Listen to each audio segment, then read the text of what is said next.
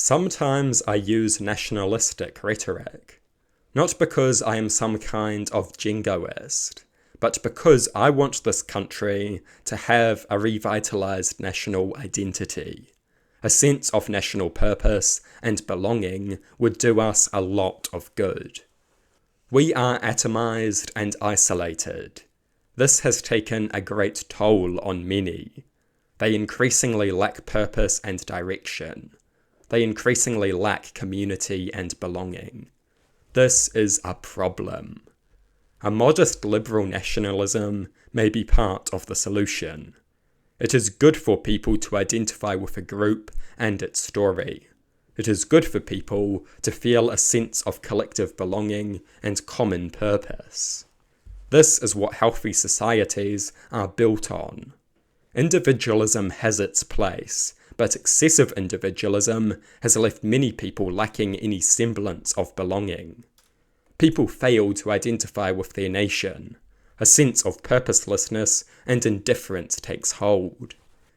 Crime rates increase, a nation stagnates, extremism emerges.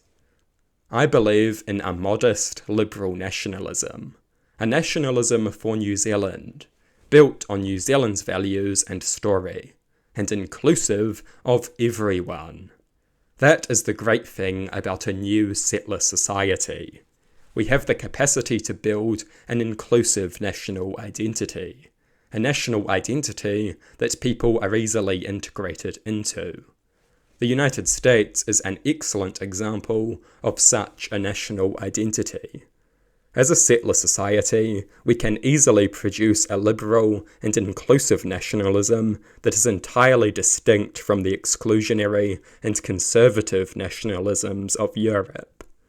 This nationalism can strengthen our sense of independence. It can help to increase people's sense of purpose, direction, and belonging. It can cement good values, classic New Zealand values. It has the potential to be a very good thing, and it will satiate nationalistic desires. These desires exist. If we do not satiate them, malevolent forces will exploit them. This is what happens with nationalism. You can either embrace and build an inclusive and liberal nationalism, or you can wait for an exclusionary racist nationalism to emerge. As a settler society of the New World, building an inclusive nationalism is not hard. New Zealand nationalism is forced to be inclusive.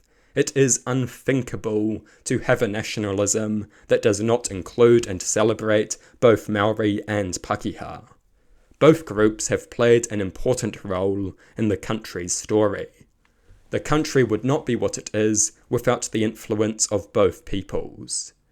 I want one nation. I reject the desire to cut society in two politically and culturally in accordance with the Treaty of Waitangi. We are stronger unified, any country is. That does not mean pretending that everyone is the same. It does mean having a single inclusive identity that everyone can get behind. People can still have countless smaller, unique identities, but they are all together as members of one larger one. That is how you get a sense of community and belonging, direction and purpose. We need an inclusive liberal nationalism, a revitalised national identity for this country. How do we achieve such a thing?